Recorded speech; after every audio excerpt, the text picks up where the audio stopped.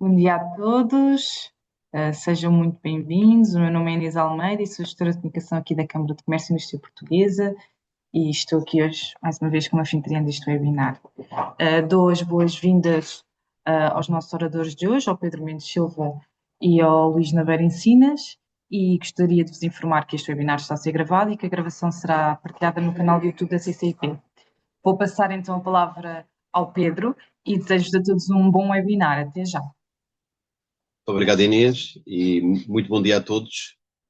Em primeiro lugar, gostaria de fazer uma breve introdução sobre nós e sobre a nossa experiência nesta temática. O meu nome é Pedro Silva, eu sou responsável da área de consultoria da Forvis Mazars e comigo tenho o Luís Encinas, que tem assegurado e liderado diversos projetos nesta temática, eu diria que nos últimos ano e meio, sensivelmente, não só ao nível da equalidade salarial, mas mais recentemente com o objetivo de endereçar os desafios que traz a diretiva da transparência salarial. Com vista a endereçarmos este tema, o nosso objetivo hoje, e como dizia o título do nosso webinar, é não nos focarmos apenas naquilo que são as obrigações regulamentares, mas vermos aquilo que são as implicações nas políticas e nos processos das organizações ao nível da gestão dos recursos humanos com esta nova diretiva.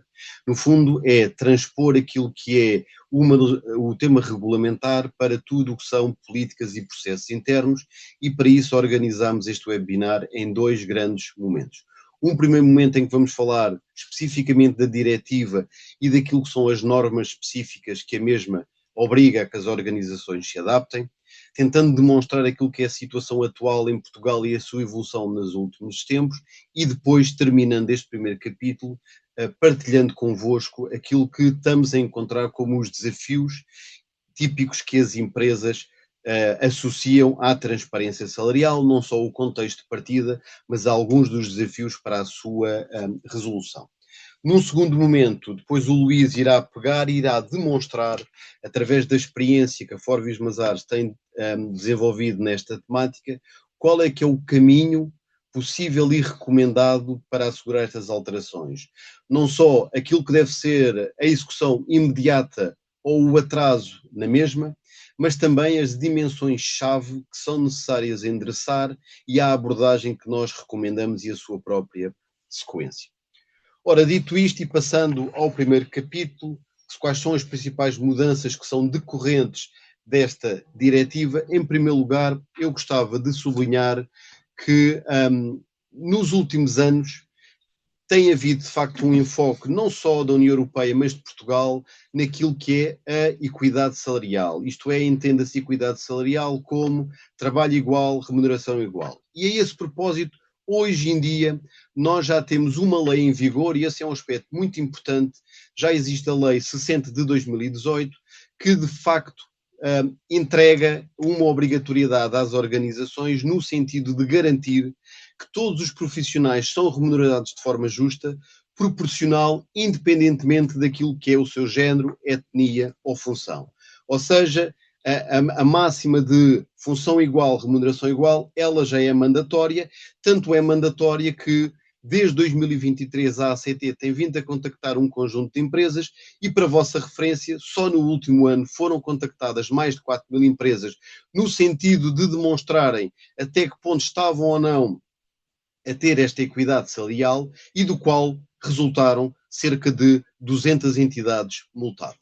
Ora, aquilo que aparece agora com esta diretiva é, de alguma maneira, não a questão da equidade, porque essa está garantida em lei, mas a questão da transparência. Ou seja, não basta que a lei esteja em vigor, é necessário a todos os níveis demonstrar, quer internamente aos colaboradores, quer ao mercado, que de facto a empresa está a cumprir.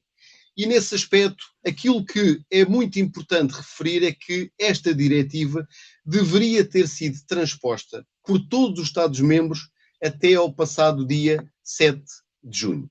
A verdade é que em Portugal não foi, e isso coloca um conjunto de questões, desde logo, até que ponto hoje estamos ou não alinhados e quais são as consequências para as próprias organizações, considerando que neste momento estamos num limiar de ter uma diretiva que deveria ter entrado em vigor, que não foi transposta para a lei portuguesa. Para a vossa referência, e segundo o Ministério do Trabalho, da Solidariedade e de Segurança Social, já depois desta data, o Ministério veio dizer que a transposição está a ser ultimada, sendo expectável que entre em circuito legislativo muito proximamente. Ora, o proximamente nós não conseguimos neste momento mensurar se é 1 mês, 2 meses, 3 meses. Aquilo que acreditamos é que depois de toda a discussão à volta da Lei Geral do Trabalho, a mesma está a ser ultimada neste momento e depois terá o seu processo típico, que em Portugal normalmente vai demorar entre 2 a 3 meses até conseguir entrar em lei em vigor.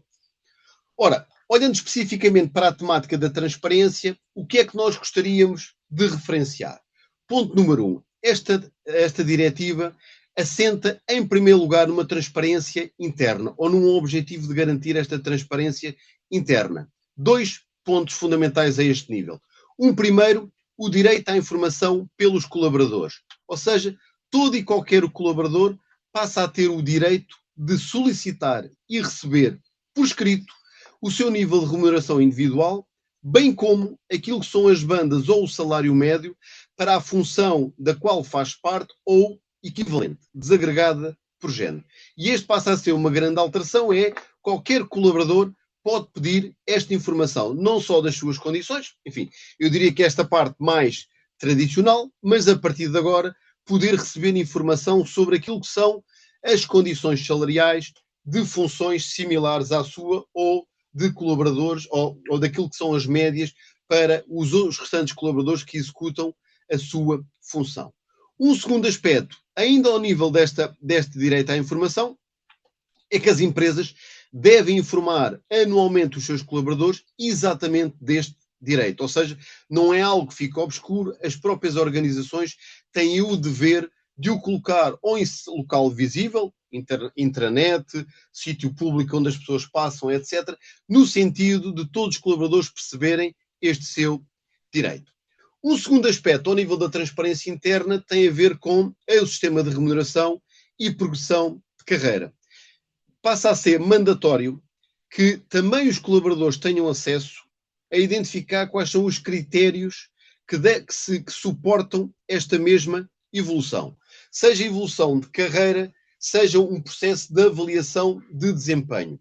Sendo que a diretiva é clara a dizer que esses sistemas, sejam eles de evolução de carreira ou de avaliação de desempenho, devem ser suportados em critérios objetivos e coerentes entre eles. Uma segunda temática tem a ver, dentro desta diretiva, com a transparência externa. Isto é, se por um lado passa a ser mandatório que internamente da minha organização eu consiga perceber aquilo que são as condições para funções equivalentes à minha, por outro lado, ao nível da transparência interna, as organizações têm aqui 2 alterações relevantes. Uma primeira tem a ver com o processo de recrutamento ou de candidaturas aos empregos. Passa a ser mandatório que, no âmbito do recrutamento, a divulgação dos intervalos salariais seja um ponto relevante nesta relação. Ou seja, não é a entidade empregadora que está a entrevistar um candidato ou que está a comunicar uma função nova que está em aberto, que pede ao candidato esta informação. Aliás, passa a ser proibido esta pergunta, mas passa a ser mandatória que a entidade empregadora divulgue atempadamente aquilo que são os intervalos salariais para a função que está em apreço, ou neste caso em aberto para contratação. Sendo que a própria diretiva recomenda que nestas mesmas candidaturas se utilize uma linguagem neutra de género. Isto é, para vocês terem alguns exemplos concretos, em vez de vendedor deve ser utilizada a palavra comercial, em vez de secretária deve ser utilizada a palavra existente e já agora, em vez de chairman, deve ser utilizada a palavra presidente. Se ao nível das candidaturas a emprego, de facto, tem um conjunto de mudanças naquilo que é a relação das organizações com o mercado, por outro lado, as organizações passam a ter também de forma mandatória uma obrigação de report. É verdade que hoje, com a lei da equidade, já havia uma obrigação de report a quando do pedido da ACT. A partir de agora, e com a diretiva da transparência salarial, já não tem que ser pedida pela ACT a entrega deste relatório, passa a haver uma data definida e um conjunto de empresas alvo desta monitorização, do qual as empresas têm que fazer uma discriminação daquilo que podem ser casos de disparidade remuneratória, e entenda-se disparidade remuneratória sempre que, entre géneros, exista uma disparidade superior a 5% sem justificação objetiva. E este é um aspecto importante porque, de facto, entenda-se e continua a entender-se, tal como na lei de equidade remuneratória, que disparidade remuneratória é diferenças entre géneros acima de 5%, obviamente sem justificação. Se tiver justificação, o report deve ter exatamente qual é a justificação para estas situações. Finalmente, a própria diretiva, de uma forma transversal, acaba por trazer dois aspectos que são muito relevantes às organizações. Por um lado, ao nível da responsabilidade. Passa a ser invertido o ónus da prova, ou seja, não cabe ao empregado demonstrar que está a ser prejudicado, mas a partir do momento que o empregado ou a associação de trabalhadores ou o sindicato que o representa identifique uma situação e o leve para determinadas instâncias, seja interna à organização ou em termos tribunal, a partir desse momento cabe ao empregador provar que não violou as regras em matéria de igualdade de remuneração e de transparência salarial. E esse é um aspecto importante porque, de facto, levantado o tema pelo empregado ou por alguém que o represente, a partir daí o ónus da prova passa para o empregador. E, por fim, não menos importante, de uma forma muito relevante associada às organizações, temos o tema das penalizações. E a este nível, dois aspectos. Por um lado, as coimas que estão associadas ao não cumprimento desta diretiva. Os países vão ter que, no momento em que vão transpor a diretiva, vão ter que eles próprios definir as coimas, ou seja, a União Europeia, quando definiu a diretiva, deixou a porta aberta para que seja cada país a definir as coimas e outras sanções em caso de incumprimento, o que nos permite dizer hoje que, como a diretiva ainda não está transposta, não conseguimos dizer o valor das coimas, agora fica claro que estão previstas coimas para incumprimento. E, por outro lado, não menos importante, no caso dos contratos públicos, a diretiva é muito clara que os Estados-membros, para garantir o cumprimento desta mesma diretiva, devem utilizar aquilo que são relações comerciais entre entidades estatais com as restantes entidades do mercado, no sentido de, para as entidades que não tiverem a cumprir, o mesmo possam ser desqualificados ou terem sanções no âmbito de potenciais concursos públicos e, desta maneira, garantir que passa a ser mais uma forma de pressão sobre o mercado. Ora, relativamente a este aspecto, eu gostava de realçar dois pontos que nos parecem relevantes pelas dúvidas que têm levantado no mercado em termos daquilo que são um conjunto de medidas da transparência ou da diretiva sobre a transparência salarial. Relativamente ao report, que é mandatório para um conjunto de entidades, ele de facto é mandatório, mas não é mandatório para todas. Ele é mandatório para todas as empresas com mais de 100 trabalhadores. Empresas abaixo de 100 trabalhadores estão dispensadas de o reportar de forma obrigatória, podendo fazê-lo de forma voluntária. Relativamente às empresas com mais de 100 trabalhadores, as alterações entre elas assentam em dois aspectos fundamentais. O primeiro, o momento inicial em que têm que reportar. O segundo, a periodicidade com que têm que o fazer. E a esse nível, gostava de dizer que empresas entre 100 e 149 trabalhadores têm basicamente 4 anos para fazerem o seu primeiro relatório, ou seja, só têm que reportar em 2031 sobre dados de 2030 e daí em diante passam a ser obrigadas a fazê-lo de forma com periodicidade de 3 em 3 anos. Relatório externo. Externo, exatamente. Empresas entre 150 colaboradores e 249 colaboradores passam a ter que reportar externamente já em 2027, ou seja, já no próximo ano, mas muito importante, sobre dados deste ano, o que significa que, mesmo que a diretiva só venha a ser transposta ao longo dos próximos meses, como estava previsto que o primeiro relatório fosse em junho de 2027, é provável e neste momento totalmente execuível que venha a acontecer com a obrigação de o fazer sobre dados de 26, o que, neste caso, obriga a que as empresas já tenham os dados de 26 perfeitamente organizados e estruturados. A grande questão é que empresas com número de colaboradores entre 150 e 249 trabalhadores terão que o fazer em 2027 e depois com periodicidade de 3 em 3 anos. Finalmente, as empresas onde a maior incidência e a maior pressão sobre o tema vai estar são empresas com mais de 250 trabalhadores que terão igualmente a obrigação de reportar a partir de 2027 sobre dados de 2026, friso, mais uma vez reportando em 27, vão ter que ter os dados de 2026 já muito bem organizados no sentido de capacidade de resposta a este relatório, sendo que, no caso destas entidades, o report passa a ser anual, ou seja, todos os anos terão que submeter este relatório à entidade competente. A este nível, e gostava de só dar e frisar, o relatório é muito similar àquilo que já acontece na equidade salarial, sendo que o mesmo tem fundamentalmente dois aspectos.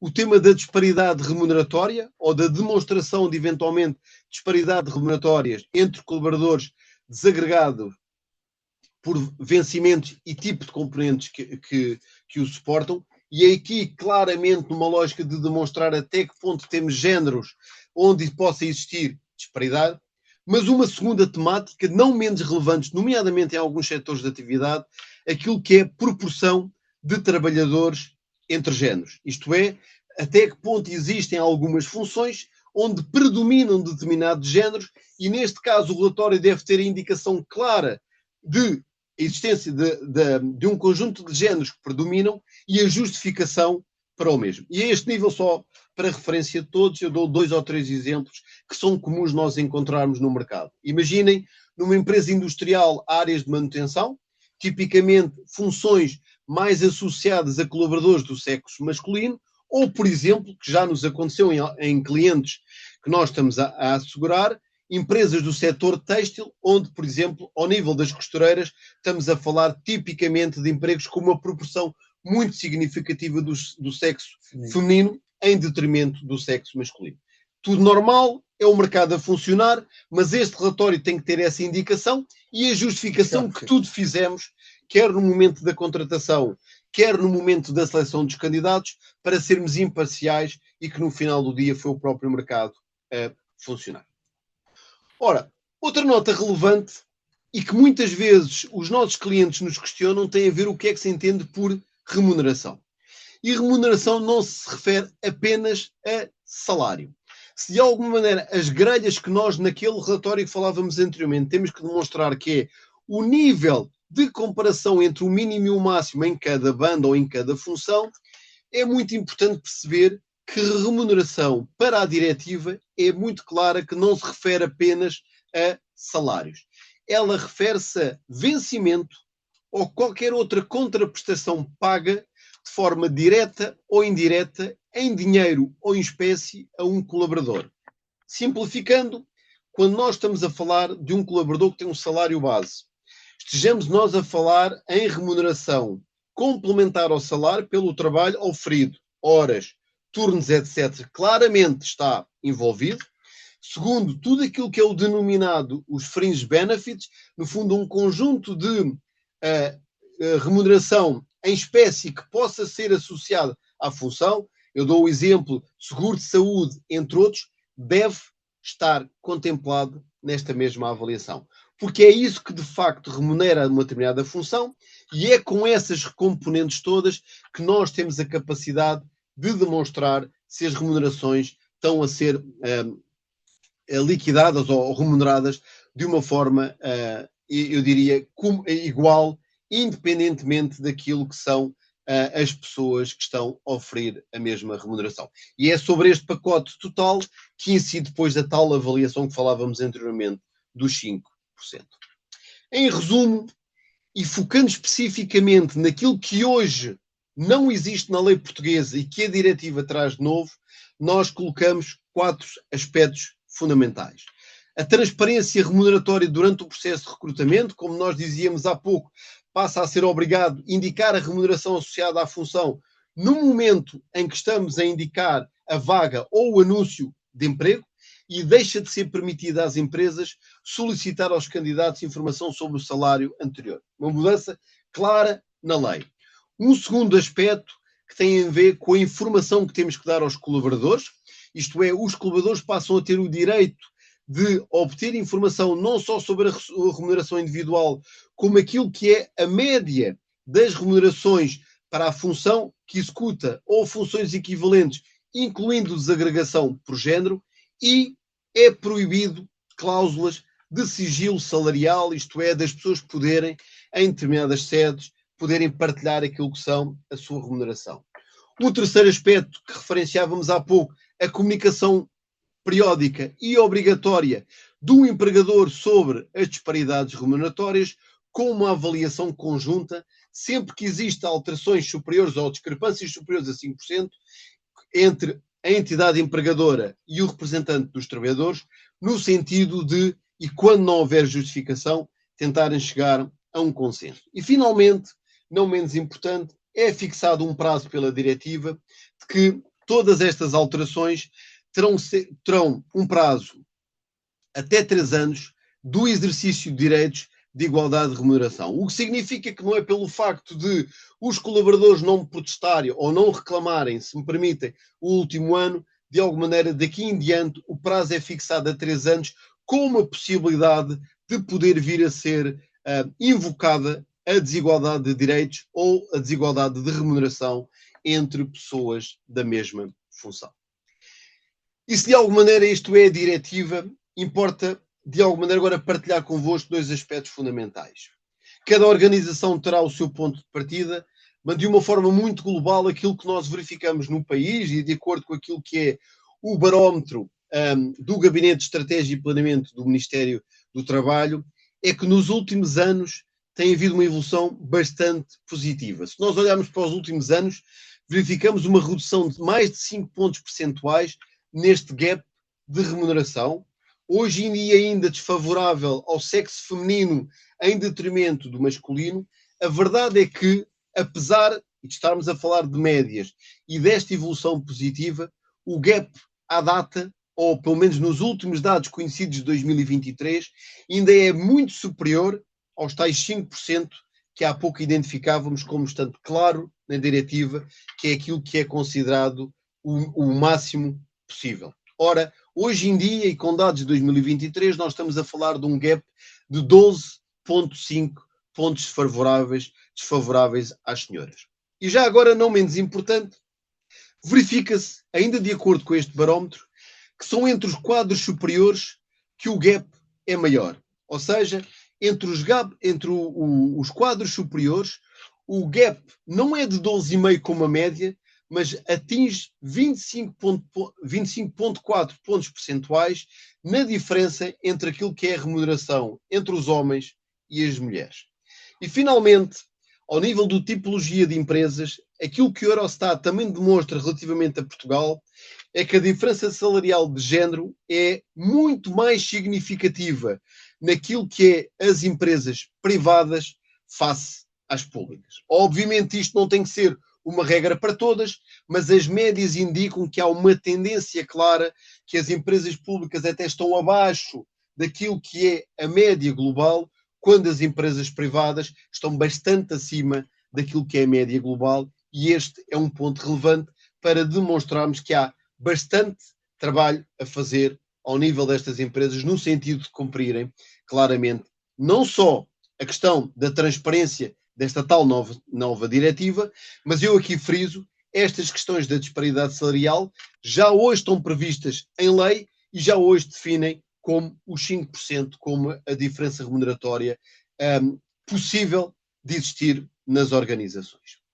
E por fim, termino a minha parte desta apresentação, antes de passar ao Luís para vos falar de casos mais concretos e daquilo que as empresas, e como é que as empresas estão então a endereçar este tema, com aquilo que é os desafios e as preocupações que temos identificado no mercado.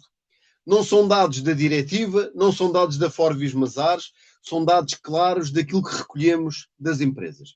E a este nível eu colocava, até pela sua relevância e pelo número de vezes que nos vão dizendo e que nós depois deparamos nos próprios projetos, como os elementos que estão do lado das organizações como as suas maiores preocupações. Se calhar o maior é as funções que hoje existem nas organizações, num conjunto vasto de empresas, estão desalinhadas daquilo que é a realidade do seu negócio, da operação. O que significa que muitas vezes temos um conjunto de funções que nem elas próprias correspondem à realidade. Estão muito mais alinhadas com temas legais e ou internos do setor, ou muitas vezes aquilo que está associado no INE e não as funções reais, o que significa que é muito difícil depois descrever os mesmos e justificar aos colaboradores. Por outro lado, existe a preocupação das empresas de que estas alterações decorrentes da diretiva podem levar a um conjunto de aumento de custos por ajustes salariais. E como o Luís vai falar seguidamente, pode ser verdade, mas se nós tivermos as funções bem definidas e bem descritas, provavelmente estamos a mitigar esta situação. Uma outra situação comum é as próprias organizações dizerem que têm as suas bandas salariais desatualizadas. Isto é, as pessoas foram entrando e não houve uma preocupação de organizar estas funções.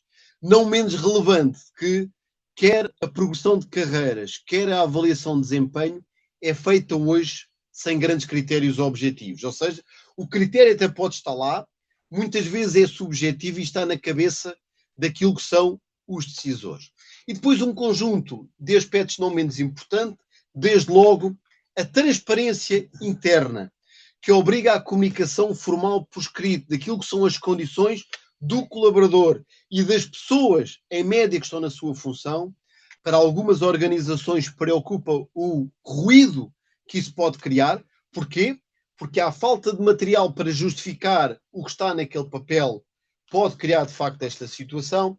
E, por fim, um conjunto de temas, eu diria, mais operacionais, que não deixam de ser relevantes partilhar, que as organizações estão a tentar endereçar. Desde logo, os processos críticos da organização, como reportar para fora, como reportar internamente, como comunicar, como explicar, ponto assente. Segundo, que sistemas de informação é que devem suportar tudo isto, no sentido de garantir que o processo não é um processo manual, que sendo um processo manual vai naturalmente ter um impacto enorme nas áreas de recursos humanos e nas direções e nas unidades de negócio, e é fundamental automatizá-lo dentro do possível, no sentido de retirar a tal carga administrativa que se falava há pouco. Dar só uma nota final sobre uma das dúvidas, nomeadamente das entidades que têm múltiplas localizações. O critério, nós sabemos que, para o bem e para o mal, as entidades que têm múltiplas localizações no país, muitas vezes tinham políticas remuneratórias distintas consoante a localização. E a verdade é que a diretiva e mesmo a lei de equidade salarial é clara a dizer que a localização não pode ser um critério de discriminação salarial. O que significa que as organizações que hoje têm bandas salariais distintas consoante o seu local, mas para funções iguais ou idênticas, têm aqui um desafio acrescido e que muitas vezes isso não depende da lei, dos processos, dos sistemas ou das funções e da capacidade da sua caracterização, depende efetivamente daquilo que é um conjunto de bandas que podem estar desatualizadas e que têm que ser naturalmente trabalhadas pelas várias organizações. Para vos dar agora uma visão clara daquilo que é a forma como a Forvis Mazars tem ajudado os seus clientes a endereçar o desafio decorrente desta diretiva e da própria lei de equidade salarial, eu vou passar a palavra ao Luís, que vos vai falar, enfim, na primeira pessoa sobre a forma como nós ajudamos e recomendamos que este processo seja desenvolvido. Bem, obrigado, Pedro. Em primeiro lugar, lembrar-vos também um pouco do que é que temos vindo a fazer e como tem sido a nossa interpretação do que é que deve ser feito para, de facto, que as organizações fiquem, de alguma forma, compliant com tudo isto. Ok, lembrar que, apesar desta diretiva não estar ainda transposta, existe, de facto, e está em vigor a Lei 60, que ela por si já obriga a que não haja que esta equidade esteja assegurada. E pronto, e nós, de facto, abordamos isto, ou podemos olhar para isto de duas formas. Enquanto visão 1, que capacitação imediata das organizações para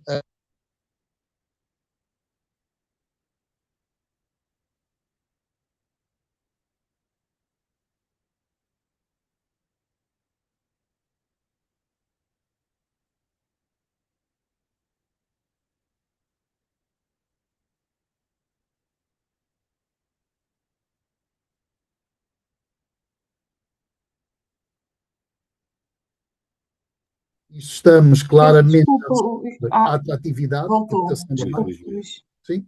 Sim. Desculpa, Luís, deixámos de ouvir, mas já voltou. Pode continuar, peço desculpa. Peço desculpa. Pronto, esta ouvem-nos bem, então. Enquanto vantagens desta visão 1, ela tem claramente a vantagem de que a empresa se está a antecipar e a ser totalmente compliant, não só com a lei, como a diretiva que já se conhece aquilo que ela vem exigir, com certeza, e também nos permite, agindo já, a fazer, digamos, uma implementação mais faseada, mais pensada e claramente mais estruturada. Enquanto desvantagens, com certeza, ela acaba por trazer sempre algum impacto na organização. Ela dá algum pouco de trabalho implementar tudo isto e, com certeza, este impacto pode ser não só em esforço, como pode trazer algum custo.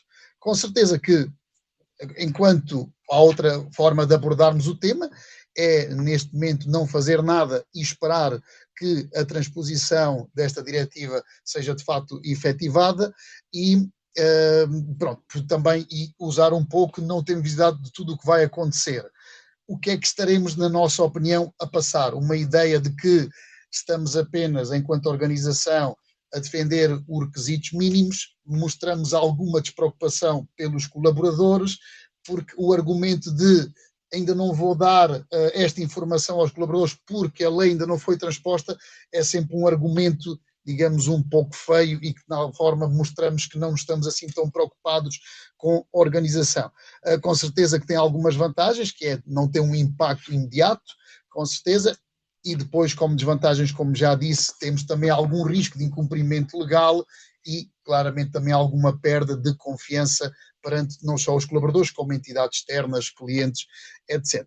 Dar só aqui um reforço, Luís, peço desculpa, só dar a nota de que no caso desta visão 2, ou seja, uma visão de esperar, eu há pouco referia-vos que a diretiva irá ser transposta brevemente, obviamente o Ministério hoje ainda não diz quando, mas admitindo entre aquilo que é típico a preparação, a consulta pública e a entrada em vigor, que nós podemos estar aqui a falar 3, 4 meses, dar só a nota de que o primeiro, a obrigação externa de report é em 2027 e em junho. O que significa que nós neste momento estamos qualquer coisa como a 1 ano desse processo ocorrer.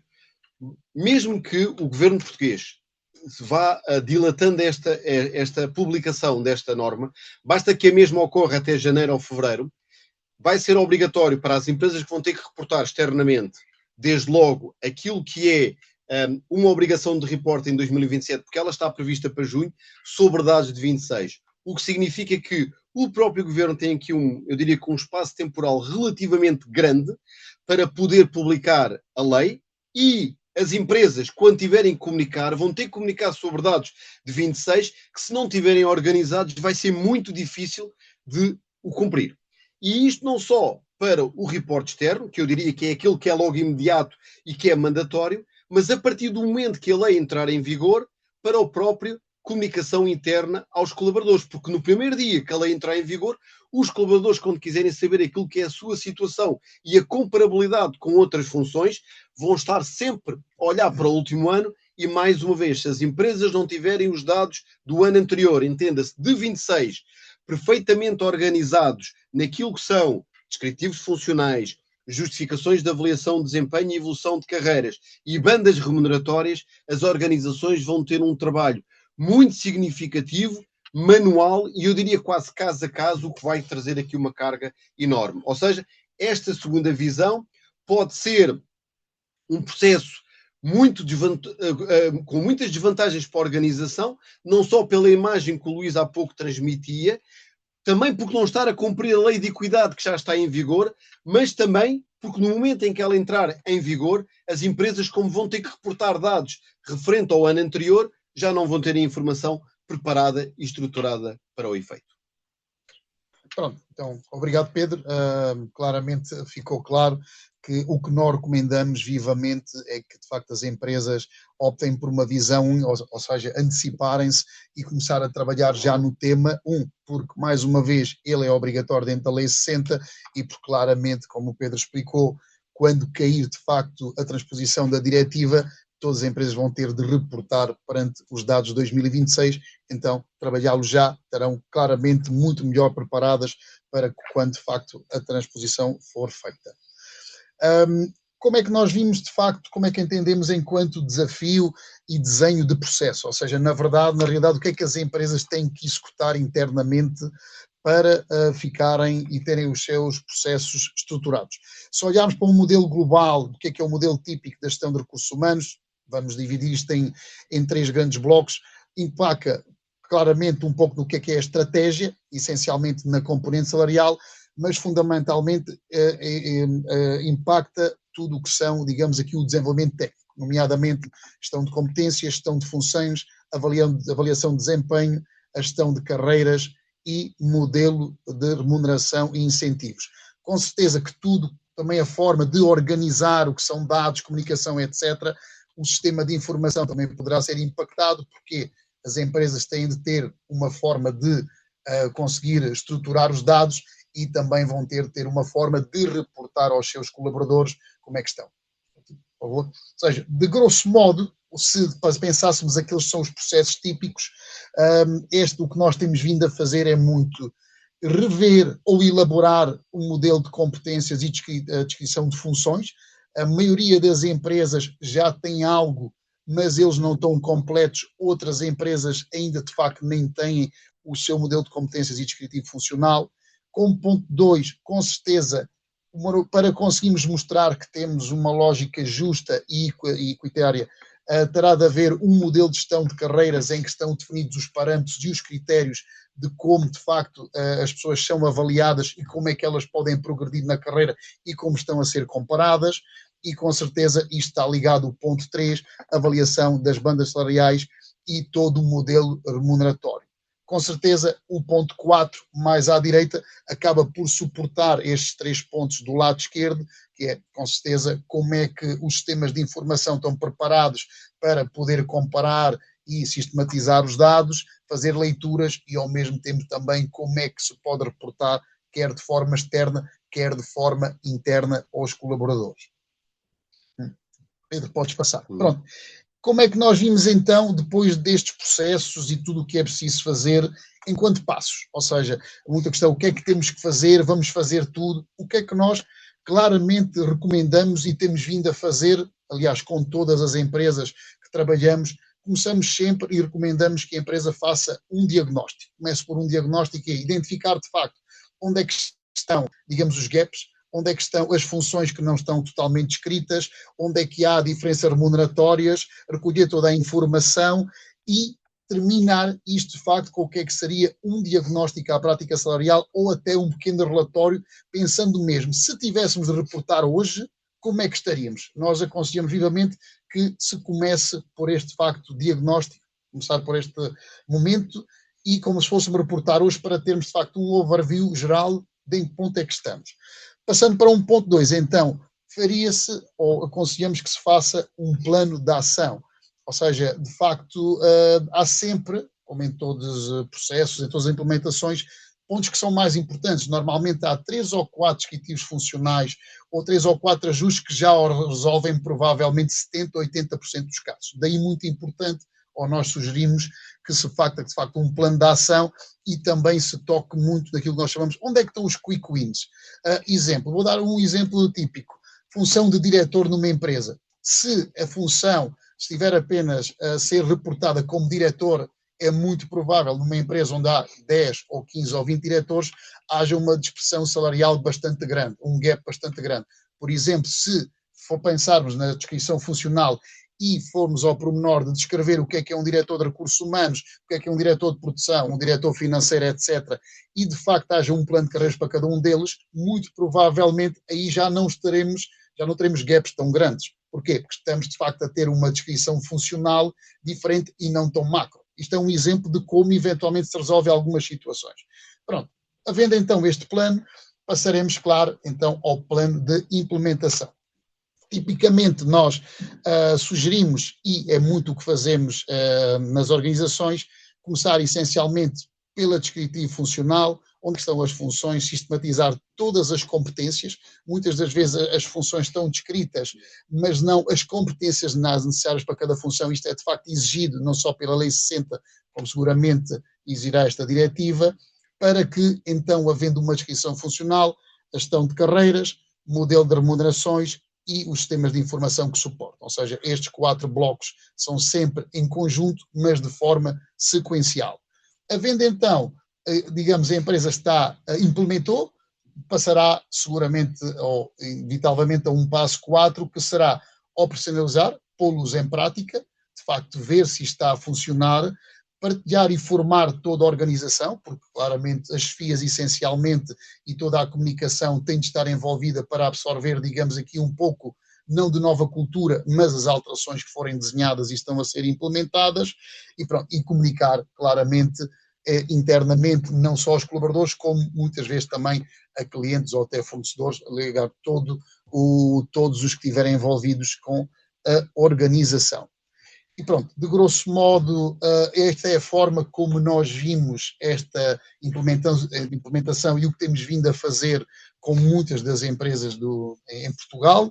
E estamos agora então abertos a algumas questões, já aqui bastante levantadas. Vamos então talvez começar um pouco por ordem, tentar responder a maior parte delas, não sei se vamos conseguir responder a todas, mas sim. Eu diria que há aqui em primeiro lugar, muito obrigado, Luís, só aqui duas notas que me parecem que é uma das preocupações que estão aqui a colocar, que os participantes estão a colocar, que tem a ver com o que é que são as obrigações das empresas com menos de 100 colaboradores. E sim, tal como uma das pessoas escreveu aqui, efetivamente a única diferença entre as empresas com mais de 100 colaboradores e as que têm menos de 100 colaboradores tem a ver com o reporte externo. Ou seja, se por um lado o reporte externo já hoje, ao nível da lei de equidade, qualquer empresa pode ser consultada pela ACT e a ACT de alguma maneira requerer alguma informação. No caso da diretiva da transparência salarial é muito claro. Ela só se aplica a empresas com mais de 100 colaboradores. Todas as outras questões, sejam elas de transparência interna, isto é, de comunicação aos colaboradores, seja da possibilidade da necessidade de, melhor dizendo, daquilo que é em processo de recrutamento, eu partilhar as bandas salariais e não pedir a remuneração pretendida pelo candidato, etc. Todas essas questões aplicam-se a toda e qualquer empresa que esteja a operar no mercado português. E eu penso que esse é o aspecto mais relevante sobre, de facto, esta lei, ou seja, de alguma maneira, e para que não fiquem dúvidas, a única diferença tem a ver, de facto, com o reporte externo, em que acima de 100 colaboradores é mandatório, abaixo de 100 colaboradores é opcional, todas as outras temáticas são mandatórias. Porquê? Porque o princípio da equidade não depende, naturalmente, daquilo que é da dimensão. A questão é que a diretiva entende que para transpor e para reportar externamente, apenas as grandes vão ter essa necessidade e essa capacidade. O que significa que, mesmo nas pequenas, a pressão que os colaboradores vão colocar para saber esta informação é tanto ou maior até que muitas vezes nas empresas com maior número de colaboradores. Eu penso que era fundamentalmente esta questão que estava a aparecer. Não sei se, entretanto, haverá mais questões, dar aqui só se cá um minuto ou dois. Tem umas no chat. Sim, mas é mesmo. Eu estava aqui a ler, não sei se há alguma questão adicional, esperar aqui se calhar só alguns minutos para alguma das pessoas que queira ou que eventualmente não ficou clara a nossa descrição sobre as alterações, ou mesmo uma questão adicional.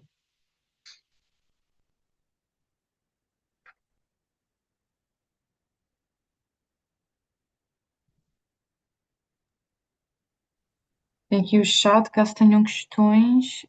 Eu acho que no Q&A. A justificação dos 5%, fiquei com dúvida.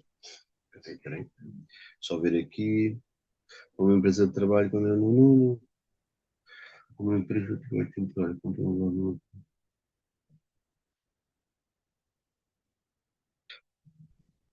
Pronto. Já agora, só aqui sobre a questão do Q&A, sobre a tipologia dos colaboradores, só dar aqui uma nota, eu vou só aqui andar um bocadinho para trás, peço desculpa, mas para que não fiquem dúvidas, eu penso que a pergunta, enfim, sobre a tipologia de colaboradores a qual se aplica, temporários ou não, dar a nota de que, relativamente à diretiva, ela é muito clara a dizer que se implica aos empregados do setor público e privado e a todos os trabalhadores, incluindo colaboradores a tempo parcial e a contratos, sejam a termo ou não. Ou seja, e esse é um aspecto importante, porque mesmo que estejamos a falar de colaboradores em tempo parcial com contratos a termo ou não, desde que efetivamente sejam colaboradores da casa. Eu penso que, não sei se a questão é esta, empresas que, por exemplo, têm acordos com trabalhos, empresas de trabalho temporário. Aí a empresa temporária, a entidade patronal é essa empresa que tem que garantir a equidade dentro dos seus quadros. Exatamente. Não sei se era essa a questão, provavelmente. Se for a questão é que tipo de empregados é que se referem da nossa organização, a todos, independentemente do vínculo contratual. Se estejamos a falar de contratos com terceiros, a ONUS não é da entidade que contrata essas pessoas, é da entidade empregadora. É uma lógica de prestação de serviço. Prestação de serviço, exatamente. No limite, até diríamos nós que o que é expectável no mercado é que a partir de agora as empresas, ao requerer esta subcontratação, passem a exigir, até como processo de qualificação, que as empresas tenham de facto esta questão da transparência salarial claramente cumprida. Aqui só uma segunda questão aqui, como empresa de trabalho temporário com um elevado número de trabalhadores. Ok. Eu penso que é só esta, não é? Ou seja, aqui no Q&A, penso que as duas perguntas... Uma questão de 5%, não... Eu não sei onde é que está, eu não estou a ver. Está a ser no chat. No chat, ok. Aqui só entre um e o outro. Pronto, se vamos ter acesso à informação já agora, a Inês pode confirmar, mas sim, depois toda esta apresentação será partilhada com as pessoas que participaram aqui na sessão e de ler aqui a última pergunta, imagino que sim, ou seja, aqui dar uma nota de que a equidade salarial acima de 5% só é possível, e para ficar claro para todos, se houver justificação. Naturalmente que pode haver um conjunto de justificações. A experiência do trabalhador na função pode ser justificada, mas, enfim, com algum cuidado. Porquê? Porque se a função, de alguma maneira, de um colaborador, e tem dois colaboradores da mesma função, se de alguma maneira a competência que é requerida é um conjunto de anos adicionais face ao outro, então provavelmente não estamos a falar da mesma função. Estaremos a falar de funções distintas. E a esse nível, deixe-me dizer que uma das questões que está a aparecer, e há pouco o Luís demonstrava naquilo que é o trabalhar sobre as funções, é, por exemplo, as organizações, em vez de terem apenas uma função com um único nome, é criarem, quase eu diria, com um desdobramento das funções. Imaginem, técnico de manutenção nível 1 e técnico de manutenção nível 2. Para ficar claro que ao técnico de manutenção nível 1, aquilo que é exigido é, por exemplo, um conjunto de anos de experiência, e ao técnico de manutenção nível 2 é exigido um número de anos de experiência superior. Ou seja, de alguma maneira, a dizer só, porque esta pessoa tem mais anos, então se tem mais anos, provavelmente, não estando claro na função, ela pode não ser aceita enquanto justificação, e aí o que nós recomendamos é que se organize as funções, se crie de alguma maneira um desdobramento das mesmas, ficando claro para a função 1, que é a mesma da função 2, mas que tem uma competência ou um requisito adicional que tem a ver com o número de anos de experiência associada ao mesmo. Aí sim, garantidamente, estaremos a cumprir, e fica mais claro até para partilhar com o colaborador, quando ele pedir a informação interna, que não há aqui qualquer gap salarial. Aquilo que estamos a falar é a função 1 é exigida um conjunto de anos, a função 2 mais ou menos anos, e isso até serve de critério ou objetivo para uma potencial evolução de carreiras. Enfim, relativamente ao reporte externo, ele não é enviado só quando a pedido, isso é aquilo que existe atualmente em termos da lei da equidade, em que a ACT, quando o pedido as entidades têm que submeter, No caso da Diretiva de Transparência Salarial, ele passa a ter datas fixadas e todas as empresas que estão abrangidas, até aquela data, são obrigadas a requerer. Ou seja, o ónus já passou para as entidades empregadoras que, sabendo da sua obrigação legal, têm que reportar na data. Não tem de ser a pedido. Não tem que ser a pedido, ficar claro. Há exemplos de empresas que tenham boas práticas que possam partilhar? Eu diria que sim, mas aqui por uma questão de alguma confidencialidade, eu não posso naturalmente partilhar aqui nomes de empresas, mas eu diria que sim, há bons exemplos de empresas, quer de grandes, médias e pequenas empresas, que estão a fazer este caminho, e o que eu diria é começar fundamentalmente por verificar hoje qual é a figura no momento zero, temos ou não discrepâncias, temos ou não questões de justificação ou sem justificação que podem levar a discrepâncias salariais sem qualquer justificação, para depois, a partir daí, conseguirmos ajustar ao nível das funções, ao nível das carreiras e, se necessário, das remunerações. E a esse nível gostava também de dar, de alguma maneira, também tranquilizar as empresas. De uma forma mal feita, isto vai levar a aumento de custos. Porquê? Vamos ter uma necessidade, de alguma maneira, de equilibrar ou de fazer equidade apenas salarial. O que significa que vamos ter que transpor os salários para aquilo que é uma equidade. De uma forma bem feita e bem justificada, vamos criar, de facto, condições na organização em termos de funções e carreiras que justifiquem a situação atual e que muitas vezes, como eu há pouco dava o exemplo do técnico no 1, 2, etc., já nos permitem justificar, não tendo que aumentar as remunerações dos próprios colaboradores. No caso da contratação coletiva, que é um aspecto que está aqui a ser mencionado, a contratação coletiva pode ela própria ser uma justificação, ou seja, ela definindo aquilo que são funções, remunerações, evoluções, etc., ela serve de justificação para, no caso de haver alguma desigualdade remuneratória, ela conseguir ter justificação. A esse nível, naturalmente que os próprios sindicatos e as associações de trabalhadores, etc., vão usar esta própria contratação coletiva no sentido de garantir que a mesma vai, ao longo dos tempos, cumprindo as regras da diretiva que agora se enumeram. Pronto, num grupo empresarial, a equidade é aferida por cada empresa, e eu aqui diria NIM. E eu vou explicar o NIM. Sim, se as empresas forem totalmente independentes umas das outras, no caso das empresas consolidarem contas, a questão que se coloca é de uma perspectiva totalmente integrada. Porquê?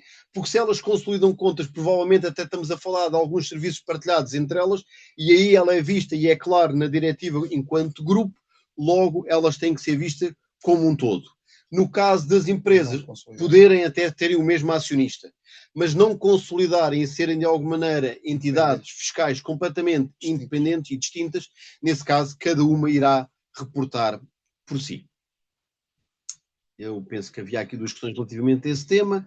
Sim, eram duas. O exemplo que deu ao nível pode pedir informação? Não. Relativamente à questão que coloco, e pegando no exemplo que eu dei há pouco do técnico nível 1 e nível 2, não. O colaborador só pode pedir informação sobre aquilo que é a sua função, no fundo a sua remuneração, ou equivalente.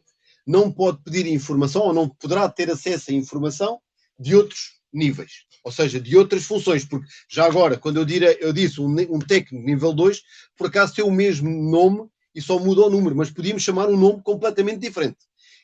E as pessoas ou os colaboradores só têm direito a ter acesso à sua remuneração, à remuneração das funções, da função do qual ele faz parte, ou, e como diria bem, e disse bem o Luís, de funções equivalentes. E já agora, o que é que se entende em funções equivalentes, que muitas vezes não é claro?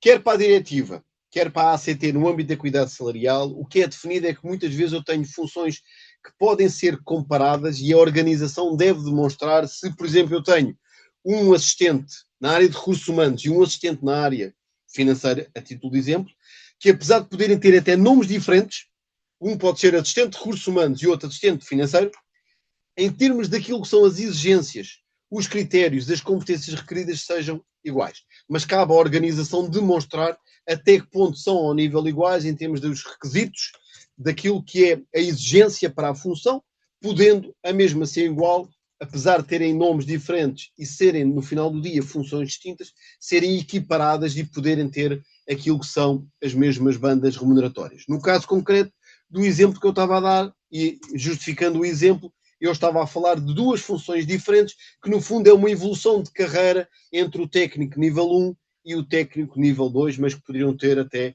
nomes completamente diferentes. No caso das empresas com vários estabelecimentos, a demonstração só pode ser feita por estabelecimento se, forem entidades em termos fiscais distintas, 2, se elas, como eu explicava há pouco, não consolidarem através do grupo. E, isto é, se nós tivermos uma empresa, e é muito comum, atenção, e este é um dos maiores desafios que nós estamos a encontrar, em empresas que, por exemplo, têm instalações numa cidade como Lisboa, e têm uma segunda instalação, por exemplo, numa outra cidade, tipicamente mais do interior do país, onde era comum algumas organizações terem remunerações um bocadinho abaixo. A questão é que a diretiva, e já agora a lei de equidade salarial, é clara.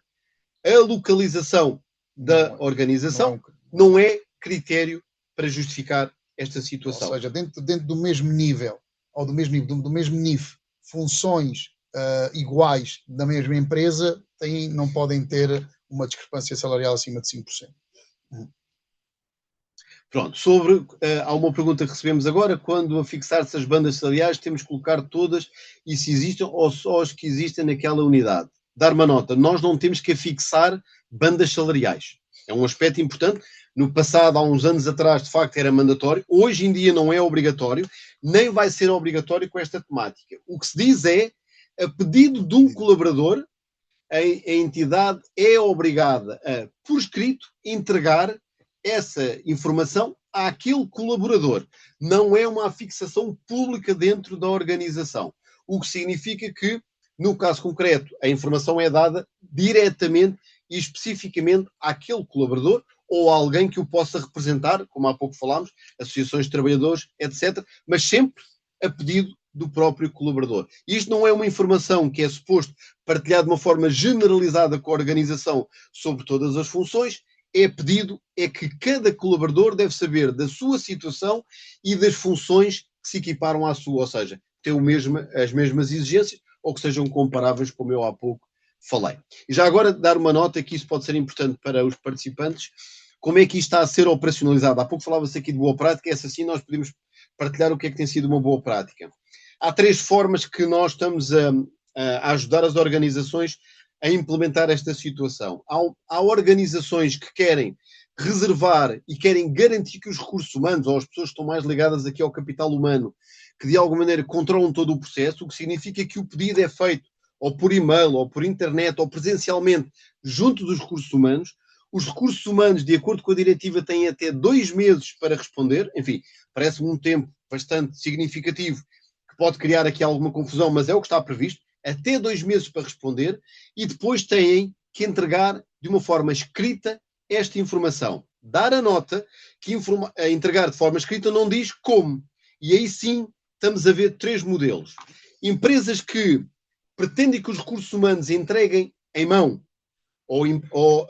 esta informação ou por e-mail, mas que previamente lhe expliquem ao colaborador o que é que está naquela informação, porque de alguma maneira vai aparecer a informação da remuneração total do colaborador e daquilo que é as funções comparáveis, e o tal ruído que há pouco se falava, se não for explicado, pode aparecer. Porque, por exemplo, eu posso ter uma banda onde de alguém na minha função teve muitas horas extraordinárias ou teve um prémio superior ao meu, e aquilo que eu vou ver é valores globais e vou achar que estou a ser discriminado. Porquê? Porque de alguma maneira eu tenho aqui uma banda bastante grande face quando comparo com o meu. E isso deve ser explicado. Muitas empresas delegam isso nos recursos humanos para explicar.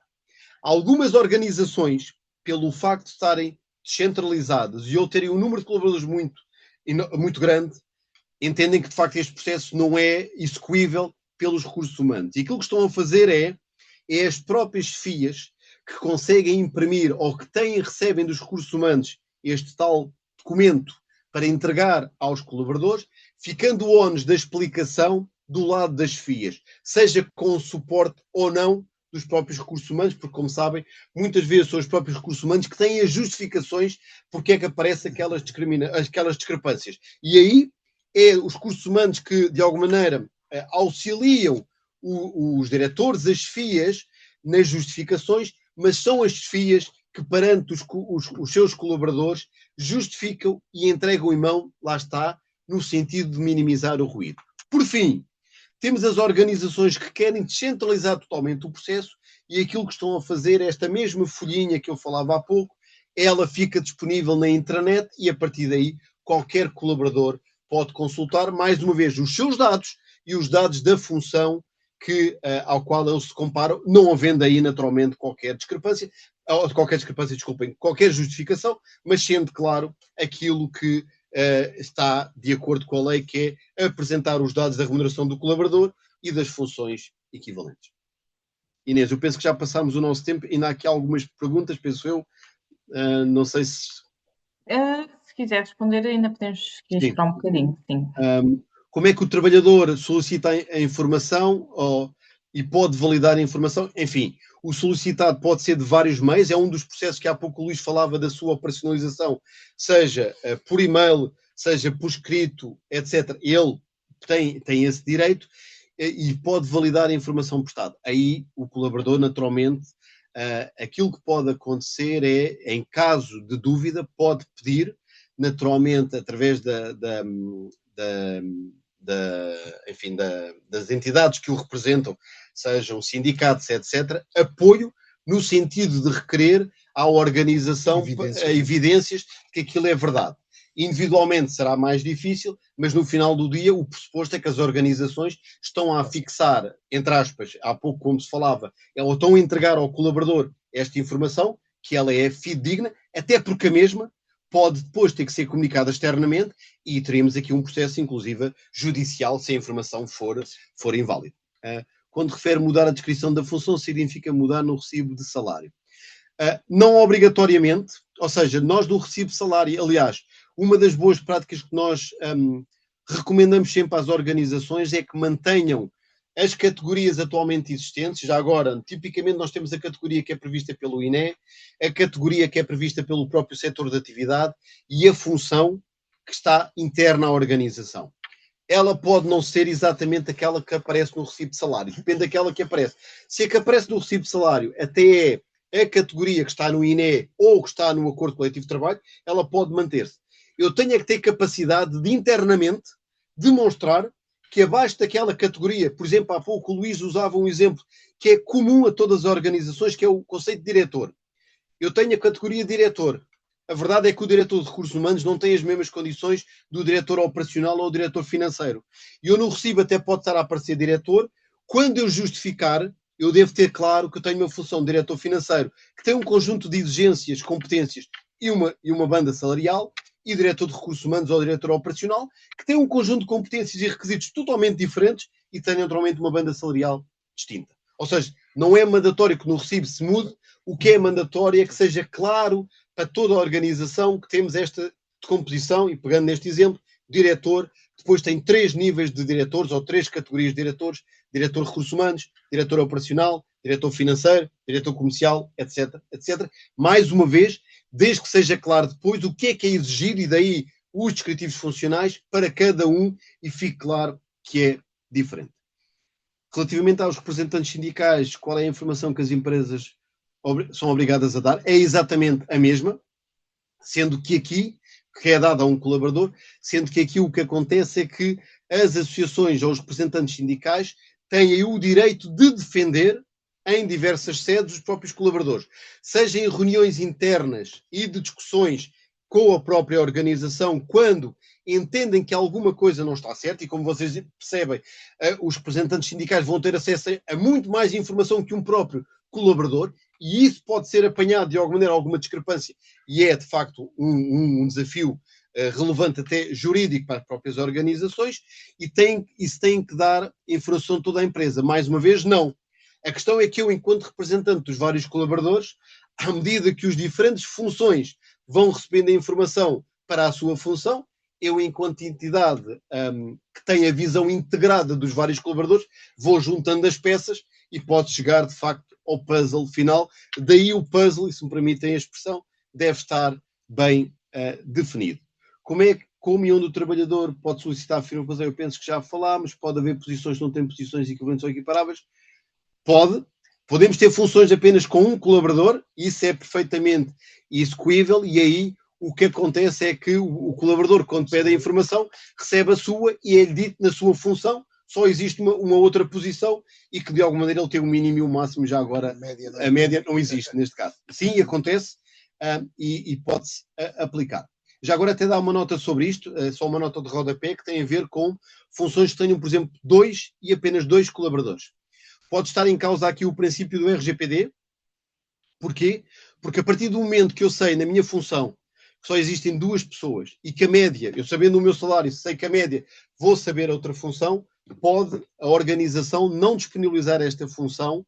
A diretiva ainda como não saiu, nós não sabemos, claro, mas pode haver aqui eu vou chamar aqui um choque entre leis, entre aquilo que é o regime geral de proteção da informação ou de dados versus o tema da transparência salarial. E aí, no limite, a organização pode ter que dar esta informação apenas, lá está, à Associação de Trabalhadores, aos representantes de trabalhadores, não dando ao colaborador no sentido de mitigar esta situação. Mas aí, atenção, como não foi proteção, a lei como não foi, a diretiva como não foi transposta, não sabemos que vai ter depois alguma coisa em específico sobre este efeito, mas neste momento pode acontecer esta situação. Mas a partir do RGPD vai prevalecer. Prevalecer, sim. Pronto, relativamente aos representantes sindicais, ok, apenas quando solicitados. Sim, é sempre só e é quando solicitado. Ninguém tem que disponibilizar a informação se não for solicitado, exceto, e eu há pouco dei o exemplo, de algumas organizações que querem desmaterializar o processo, que estão a dar acesso aos seus colaboradores, por exemplo, no portal do colaborador, para ir buscar esta informação quando entenderem. E tem lá um PDF que podem imprimir e podem fazê-lo diariamente, etc. Sendo que aí também vamos ser sinceros. As empresas não estão a atualizar esta informação. Tipicamente, as empresas estão a dar os dados do ano anterior, o que significa que eu tiro a informação a 30 de janeiro ou a 29 de dezembro do mesmo ano, a informação que me vai aparecer sobre as minhas condições e as bandas é a mesma, porque ela refere-se a um período perfeitamente datado, tipicamente referente ao ano anterior.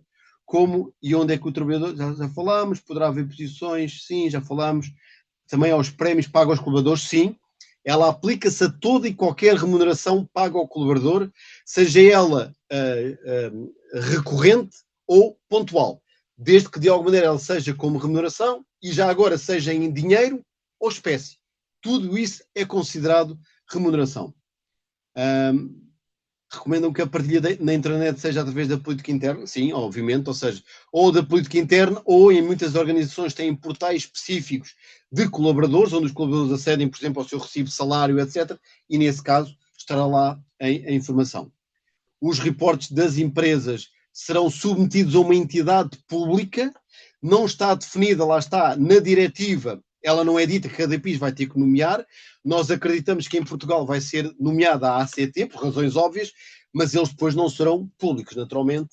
Depois a ACT fará o tratamento que já faz hoje relativamente ao relatório de equidade. Em processo de recrutamento torna-se proibido perguntar a expectativa salarial do candidato, claramente. Está mesmo definido na diretiva que não se pode perguntar a expectativa salarial, mas é obrigatório dar a banda para onde aquele candidato está a candidatar-se. E a banda é real. A banda é real. Não é o que está definido como mínimo e máximo na empresa, sim. É o que existe na para aquela empresa. Função, para aquela função. Esse é um aspecto importante, até porque depois, se as condições que forem oferidas não estiverem naquela banda, o que vai acontecer é que, naturalmente, as pessoas podem pôr um processo de organização a dizer eu tinha-me dito que a banda era entre A e B e, de repente, estão-me a oferecer C, para a mesma função. O que pode, eventualmente, criar aqui um processo jurídico. Pronto, eu penso que já respondemos. A última é sobre o recibo. Há pouco já falámos sobre os dados que estão no recibo. Inês, penso que respondemos, se não à totalidade, pode-nos ter escapado alguma, mas eu penso que à totalidade das questões. Sim, acho que sim. Pedro, muito obrigada. Temos então que chegar aqui ao fim do nosso webinar. Obrigada a todos pela participação de hoje, pelas perguntas que deixaram. Acho que foi muito esclarecedor para todos. Muito obrigado, Pedro e Luís, por estarem aqui connosco a partilhar este tema tão novo e que faz aqui sentido para muitas empresas e trabalhadores. Inês, aqui só uma questão, já agora, porque vem na sequência da última, já agora, antes de terminar, que era relativamente à resposta sobre os prémios, ficou uma dúvida. O trabalho efetuado em feriados, domingos, uma vez que é um trabalho variável, também faz parte da remuneração? Sim. é a parte da remuneração, tem essa justificação, ou seja, o número de horas em turnos, em horas extraordinárias, em deslocalizações, por exemplo, o colaborador teve um per diem por o facto de estar deslocalizado, isso faz parte do pacote, obviamente vai influenciar aquilo que é a comparação dentro de uma função, mas serve de justificação porque é que aquele colaborador pode ter um pacote remuneratório acima dos demais que executam a mesma função. Pronto. Muito obrigada, Pedro, mais uma vez, aqui a Muito esclarecer obrigado, as nós. questões. Também, quem tiver mais questões ou, entretanto, mais dúvidas que surjam, tem também, eu vou partilhar aqui a apresentação e tem aqui os contactos, tanto do Pedro como do Luís. Também podem contactar-nos através de marketing@ccip.pt e eu farei chegar tanto a apresentação como os contactos do Pedro e do Luís para vos ajudar com questões internas que tenham. E pronto, e damos assim por finalizado este webinar. Mais uma vez, nós vamos enviar a gravação, tanto do webinar como a apresentação, por e-mail a todos os participantes que no formulário deram autorização para tal. Caso não tenham dado, tem sempre o e-mail aqui do marketing@ccip.pt para fazer o pedido. Pronto, e convido-vos a acompanhar outros webinars e iniciativas aqui da CCIP, tanto no nosso website, redes sociais, ou subscrevendo a nossa newsletter. Terminamos assim e muito obrigado. Muito obrigado, Pedro e Luís. Muito obrigado a Respondi. todos. Obrigado, Muito obrigado, bom pela dia, obrigado. participação. Obrigado, bom dia.